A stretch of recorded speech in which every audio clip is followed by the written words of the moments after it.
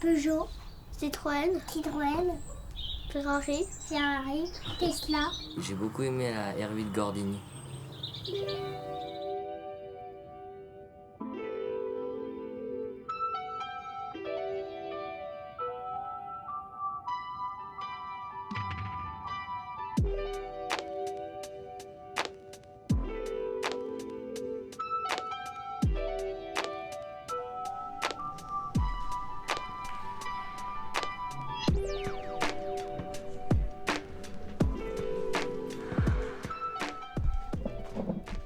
C'est un lieu un peu magique, c'est vrai.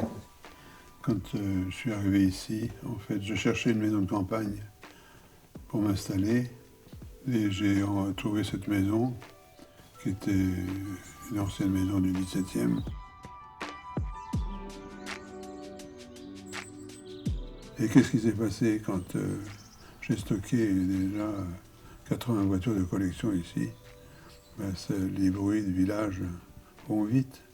Donc, Monsieur Hommel, est-ce qu'on pourrait voir vos voitures? Donc, je me suis dit qu'il fallait que je fasse un musée avec une billetterie pour essayer de ne pas être dérangé à tout bout de champ.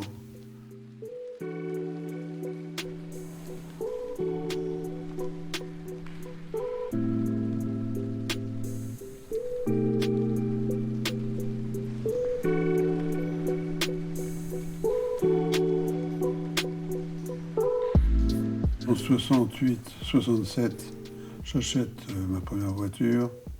Au début, c'est surtout des voitures pas chères qu'on restaure.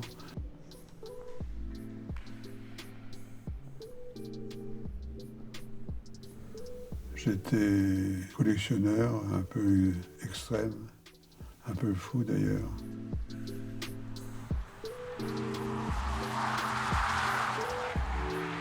J'avais déjà la passion de l'automobile.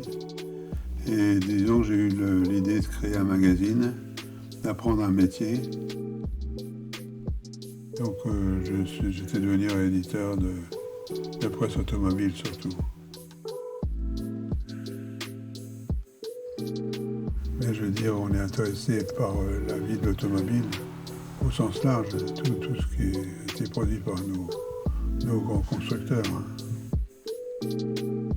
J'ai construit des voitures pendant 15 ans.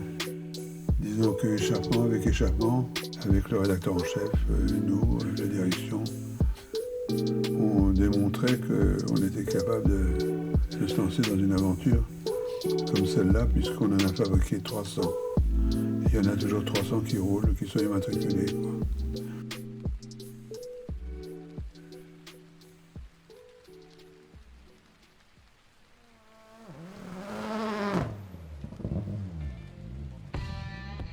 Notre métier, c'est de construire des prototypes et des véhicules de compétition, que ce soit pour l'industrie ou pour du motorsport.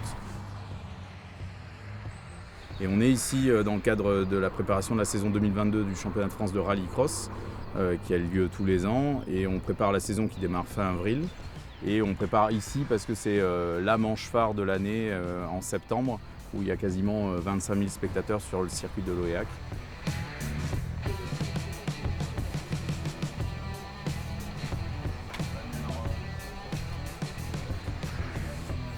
J'ai recherché le type de sport automobile qu'on pouvait lancer ici. Et n'ayant pas de circuit, à l'époque, n'ayant que de la terre battue, ou la possibilité de faire un circuit en terre battue, on s'est attaché à lancer un circuit de rallycross. Donc 1976, premier rallycross en France, l'Oéac, 10 000 visiteurs. Donc après, le deuxième circuit a été fait de l'autre côté de la route. Et après, donc, il a été fait ici, où là, le circuit est devenu beaucoup plus professionnel. Donc, au bout de la 3e ou 4e année, à l'époque, j'avais financé le démarrage du circuit. Et je l'ai donné à l'association qui a été créée il y a plus de 40 ans.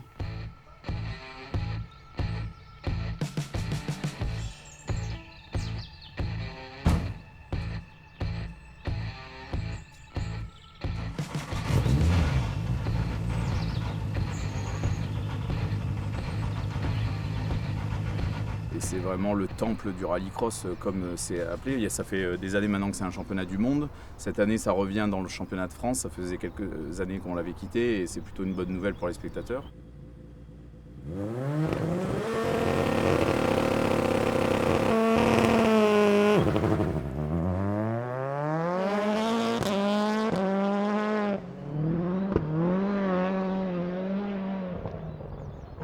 C'est des véhicules qui font environ 600 chevaux, 4 roues motrices, qui démarrent à 5 de front le jour des courses, donc l'adrénaline est forte, quoi.